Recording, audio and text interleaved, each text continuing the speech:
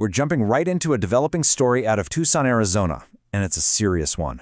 What began as a search for a missing 84-year-old woman has just taken an incredibly dark turn.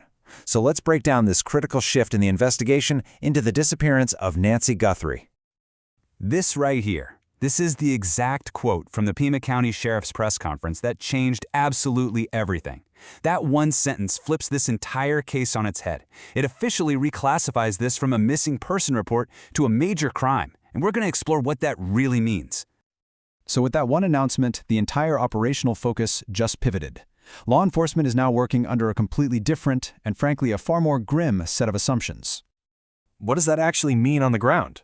Well, it means the authorities are no longer operating on the theory that Nancy Guthrie might have simply wandered off. They now believe a crime was committed, and her own home is ground zero for that investigation. But before we go any further into the investigation itself, it's so important we focus on the person at the heart of all this, Nancy Guthrie.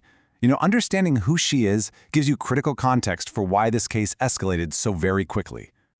These details really paint a clear and concerning picture. We're talking about an 84-year-old woman, yes, the mother of TV host Savannah Guthrie, who needs her medication every single day. And get this, her mobility is so limited she couldn't even walk 50 yards. The idea of her just leaving on her own was always unlikely. These vulnerabilities are now absolutely central to this criminal investigation. Okay, so let's get to the evidence. How does this all build? What exactly did investigators find that made them make such a drastic public declaration? This is the question, isn't it? It's what everyone is asking. Now, the Sheriff's Department is keeping the specific details very close to the vest, and that's to protect the integrity of the case. But they have told us the category of evidence they found. The shift is it's stark, it's night and day. The investigation is now focused on the strong, terrible possibility of an abduction. The evidence they have points away from a voluntary disappearance and squarely towards a criminal act. So according to law enforcement experts who've been analyzing all this, when a sheriff says they found signs she did not leave voluntarily, it strongly implies they found what's known as signs of violence.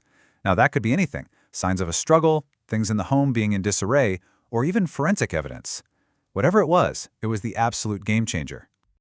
Now that this case is being treated as a major crime, a massive, coordinated law enforcement response has been mobilized. Let's take a look at who's involved and what each of them is doing.